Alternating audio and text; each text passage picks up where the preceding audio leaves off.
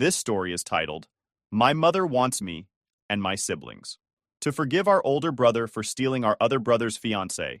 Years later, karma hit them so hard and now they are begging.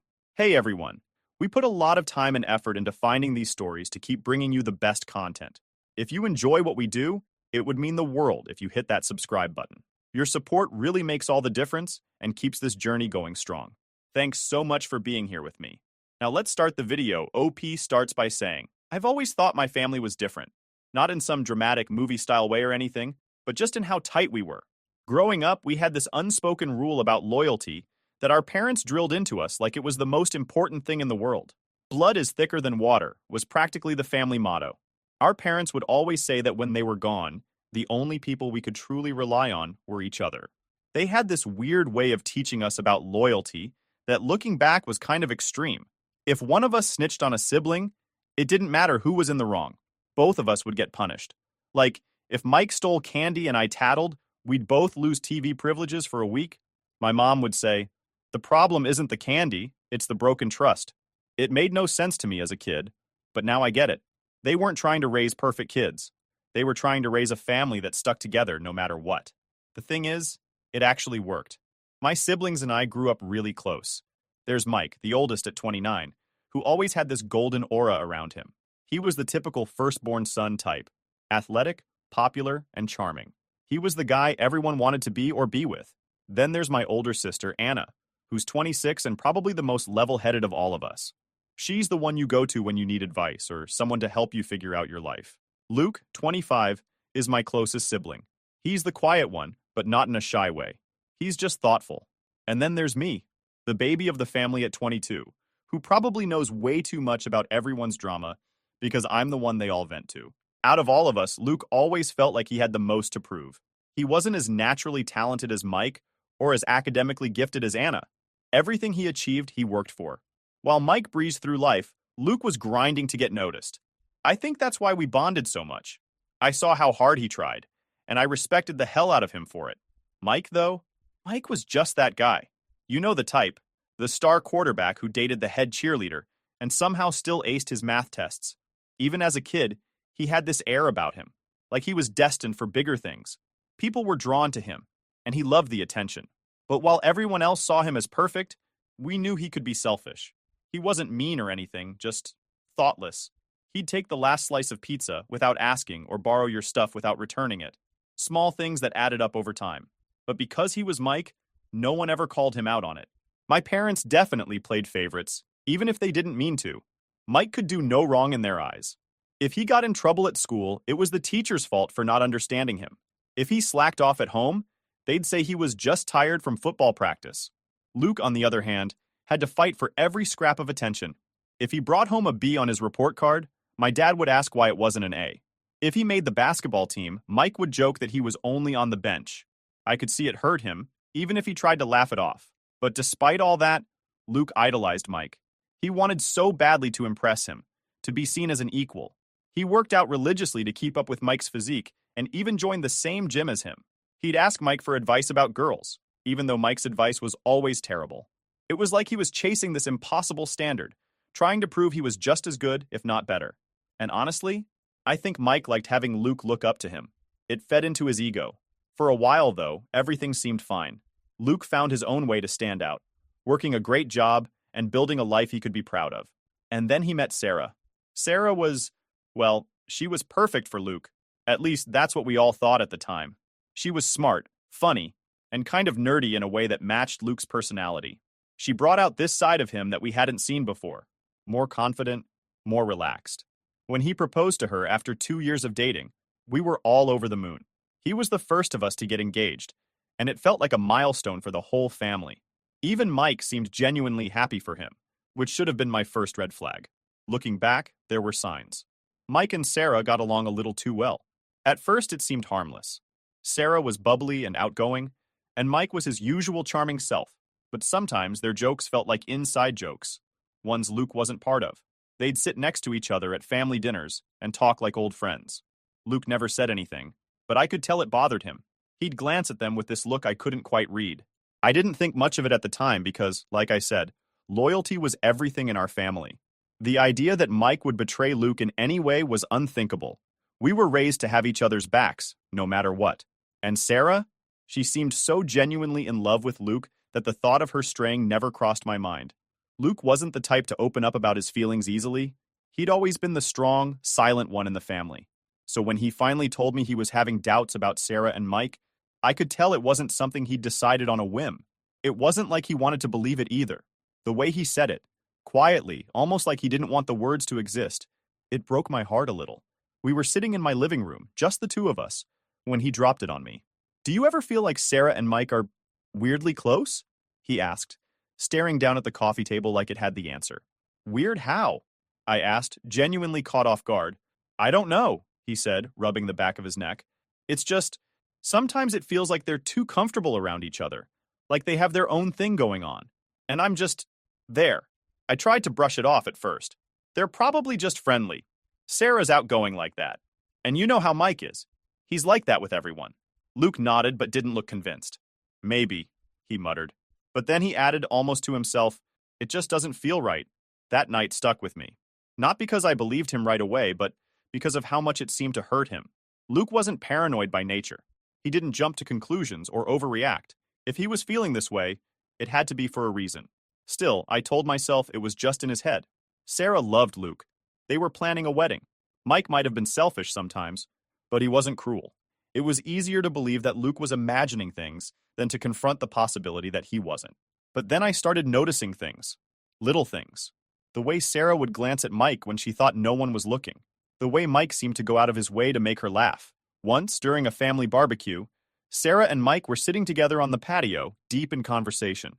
Luke was inside grabbing drinks, and when he came back out, the way Sarah pulled away from Mike was weird, like she'd been caught doing something she shouldn't. I wanted to believe it was nothing. I wanted to chalk it up to my own paranoia, like Luke's suspicions were contagious, and now I was seeing things that weren't there. But the more I watched, the harder it was to ignore. One night, about a month after Luke first confided in me, I decided to test the waters. We were all at Mom's house for dinner. Me, Luke, Mike, Sarah, and Anna. The atmosphere was light and happy, the way it always was when we were together.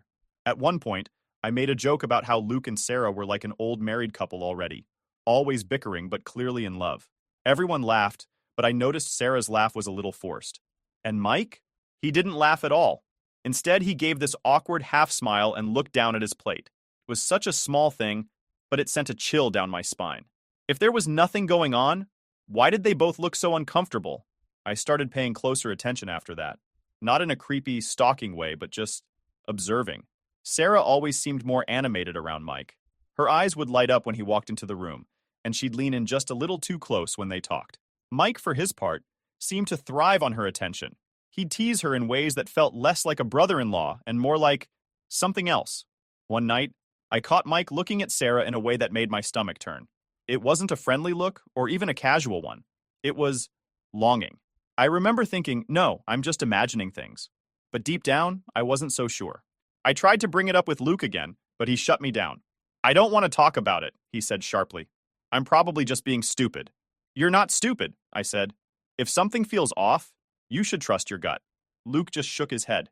"Even if I'm right, what can I do? Call them out? What if it's nothing and I just look like an idiot? What if it's something and I lose everything?" I didn't have an answer for that. What could he do?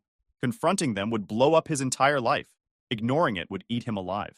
He was stuck in this limbo, doubting himself and the people he loved most. I didn't know how to help him. All I could do was be there for him and hope it was all a big misunderstanding. But the more I watched, the less I believed that. The final straw for me came during another family gathering, about 2 weeks before everything fell apart. We were playing a game of charades, and it was Sarah's turn. She was acting out something, probably a movie or a TV show, and Mike kept shouting out guesses. They were laughing, and the energy between them felt intimate, like they were the only two people in the room. Luke was sitting next to me, his jaw clenched so tight I thought his teeth might crack. When the game ended, he got up and went to the bathroom. He didn't come back for a long time. That night, I couldn't stop thinking about the way Sarah and Mike interacted. It wasn't just friendly. It wasn't even flirtatious. It was familiar, like they knew each other in a way they shouldn't. I wanted to believe I was wrong, but deep down I wasn't. And I think Luke knew it too. Looking back, I wish I'd said something sooner. Maybe if I had, things would have played out differently. Maybe I could have spared Luke some of the pain he was about to go through. But at the time, I was too scared to rock the boat, too scared to face the truth. And then the truth came out anyway. The day it all came out started like any other. I wasn't even home when it happened.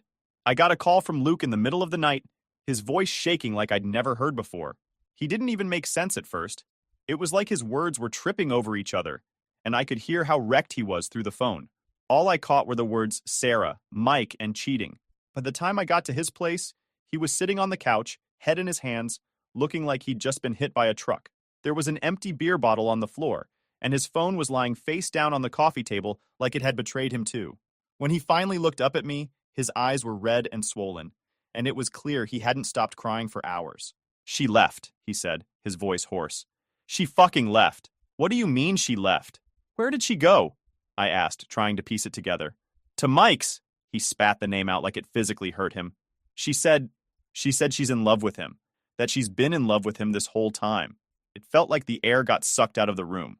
I sat down next to him, stunned. I didn't even know what to say. This wasn't just some fight or a relationship ending. This was our brother, the same guy who was supposed to have Luke's back, the guy we all grew up trusting implicitly. How could he do something like this? "She told me she's been sleeping with him for months," Luke continued, his voice breaking. "Months. While we were planning the wedding. While I thought she loved me. I didn't realize I was crying until I felt a tear roll down my cheek. I wasn't even sure who I was crying for. Luke, because he didn't deserve this. Or myself, because the family I thought I knew was crumbling right in front of me." Luke's phone buzzed, and we both stared at it like it was a bomb about to go off.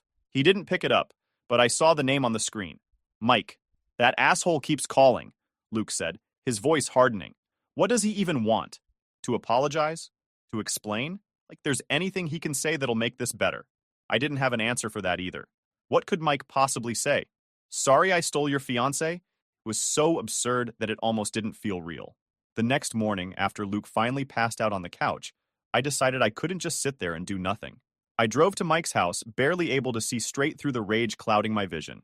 When he opened the door, he looked like he hadn't slept either. Good. He didn't deserve to. "What the hell is wrong with you?" I snapped, not even waiting for him to say anything.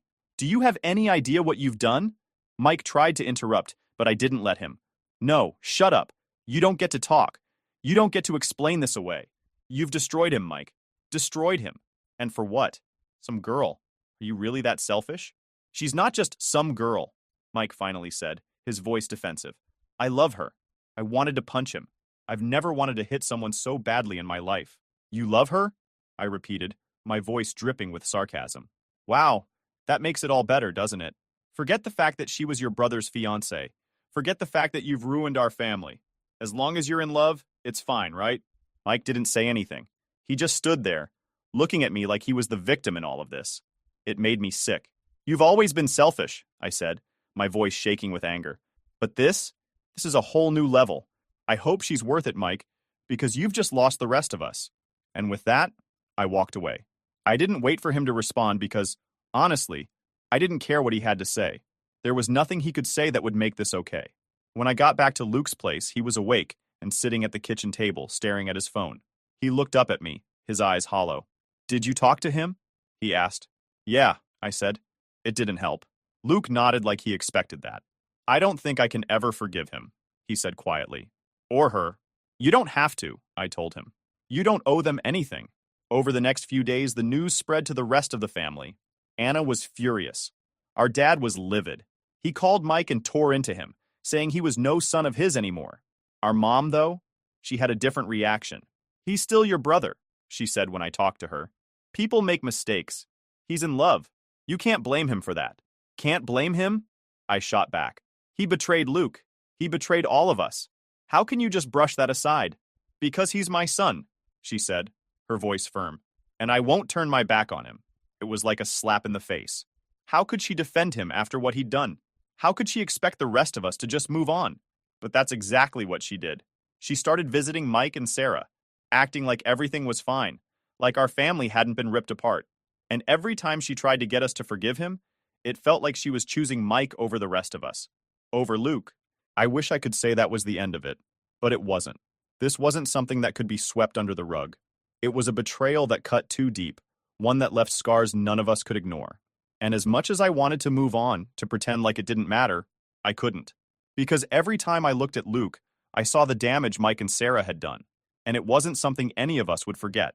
The fallout from Mike and Sarah's betrayal was like a slow-motion car crash. You see it coming, but there's no way to stop it. It didn't just ruin Luke, it tore our entire family apart. It's hard to even pinpoint when it started because once everything was out in the open, there was no going back. Luke was a shell of himself after that night. He stayed at my apartment for a while because he couldn't stand to be in the house he used to share with Sarah. Every little thing reminded him of her. The photos on the walls, the coffee mugs they'd bought together, the stupid TV shows they used to binge. He told me once that the silence was the worst part, like her absence was louder than her presence had ever been. I'd never seen Luke like this before. He was always the strong one, the guy who could handle anything. But now, he looked completely lost. He stopped going to the gym, stopped taking care of himself, and barely ate. I tried to get him out of the house, even just for a walk around the block, but he wasn't interested. He'd just sit on my couch staring at the TV, not really watching it, while his phone buzzed on the table. Mike kept calling. At first, Luke just ignored it, but eventually, he blocked his number. That didn't stop Mike from trying, though.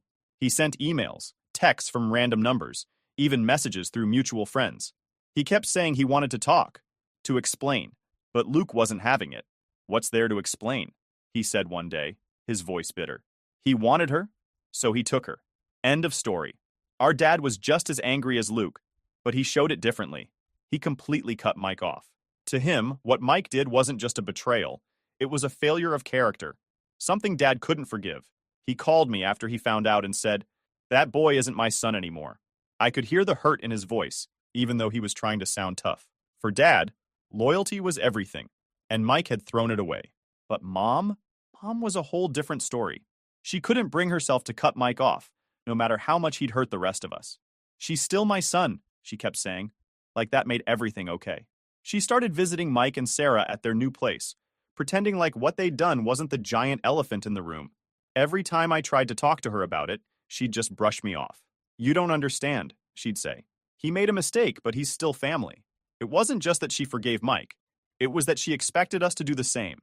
She kept pushing Luke to talk to him, even going so far as to invite Mike over without telling Luke.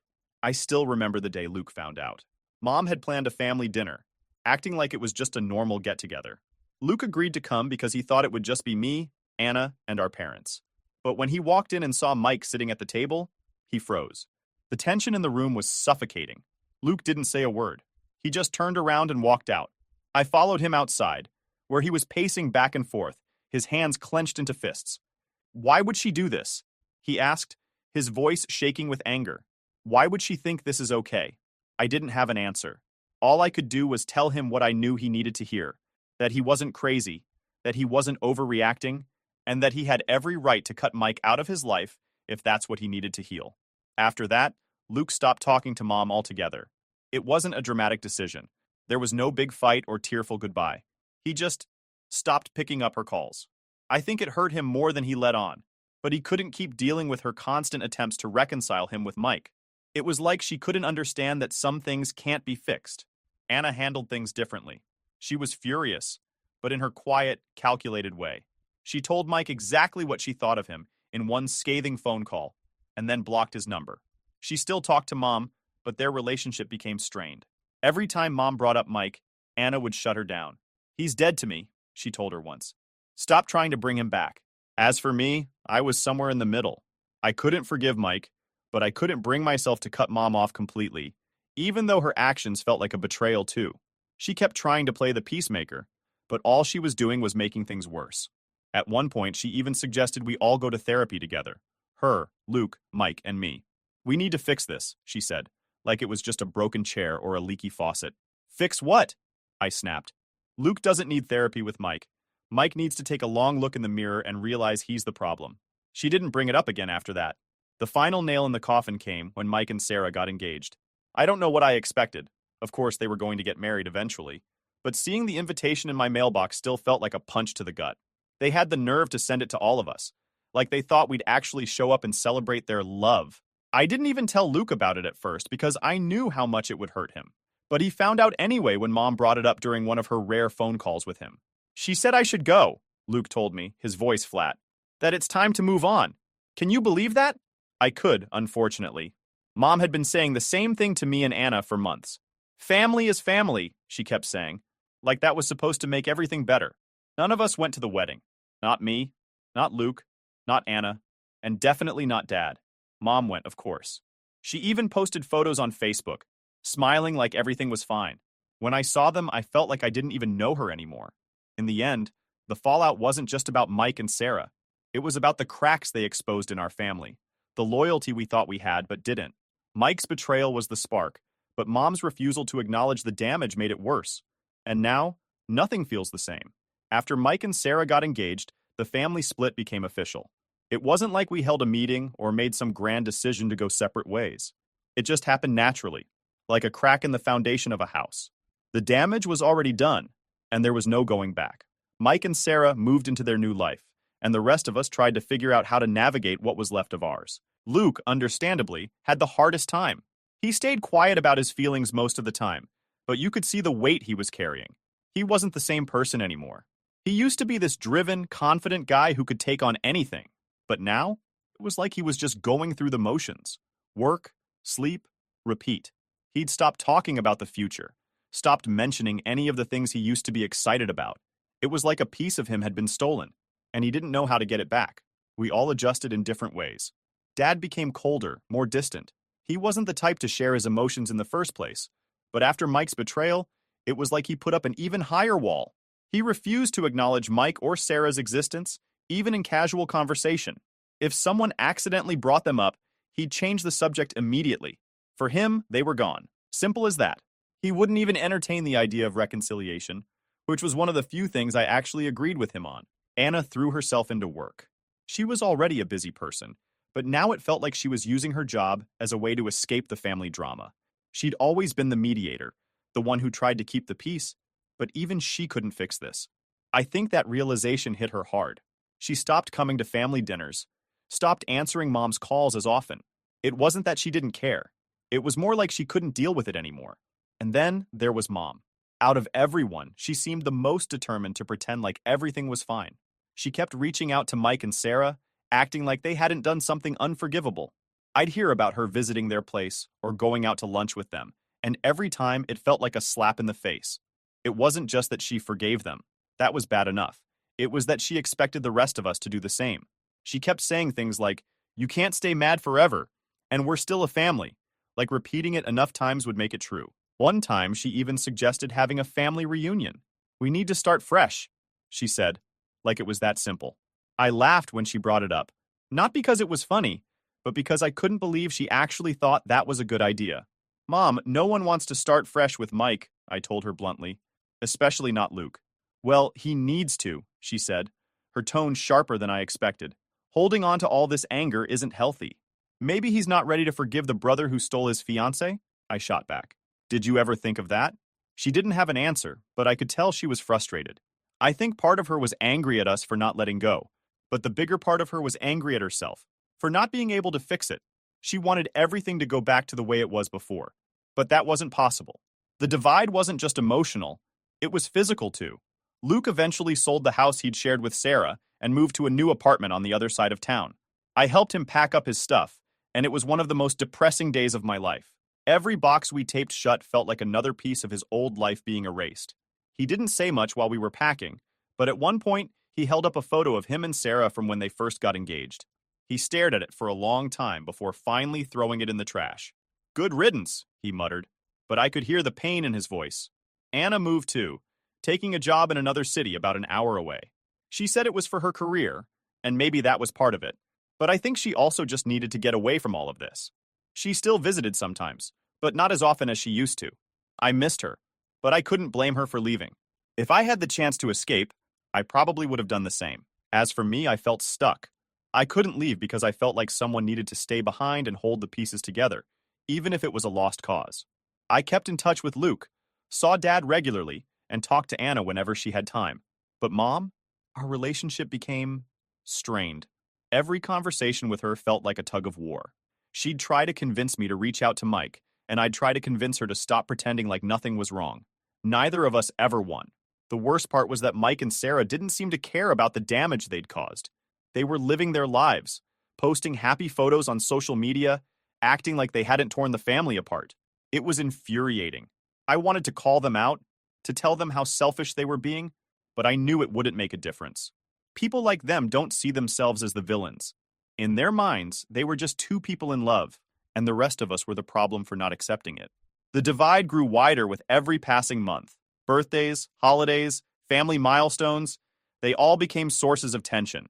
If Mom invited Mike and Sarah, the rest of us refused to go.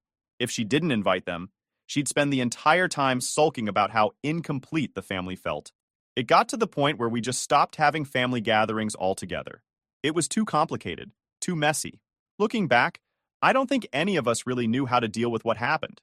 We were all grieving in our own ways, not just for the relationships we'd lost, but for the family we thought we had. It's hard to explain, but when someone you trust betrays you like that, it changes everything. It makes you question the foundation of everything you believed in. And for our family, that foundation was loyalty. It was the one thing we always thought we could count on, the thing our parents had drilled into us from the beginning. But Mike shattered that. He didn't just betray Luke, he betrayed all of us. And no matter how much Mom wanted to pretend otherwise, there was no fixing it. It's funny how life works sometimes. You think the story is over, the damage done, and then it throws another twist at you, one you didn't see coming but maybe should have. That's exactly what happened with Mike and Sarah. After everything they put Luke through, after all the bridges they burned, karma decided to show up. And when it did, it hit Mike like a freight train. Mike and Sarah got married about 6 months ago. None of us went, of course. Not me, not Luke, not Anna, not Dad. Mom was the only one from our side of the family there, playing proud mother and pretending like everything was fine. She even sent us photos of the ceremony, like we were supposed to be happy for them. I didn't open them. None of us did. As far as we were concerned, Mike and Sarah were out of our lives for good. For a while, it seemed like they were living their perfect little life. They bought a house together, started planning a future, and plastered their social media with pictures of how happy they were. I'd be lying if I said it didn't bother me. After everything they'd done, seeing them so carefree felt like a slap in the face. But I told myself it wasn't worth my energy. They could have their fake happiness. I just wanted them to stay far away from us. Then, a few weeks ago, it all came crashing down. I didn't find out from Mike directly. Of course not.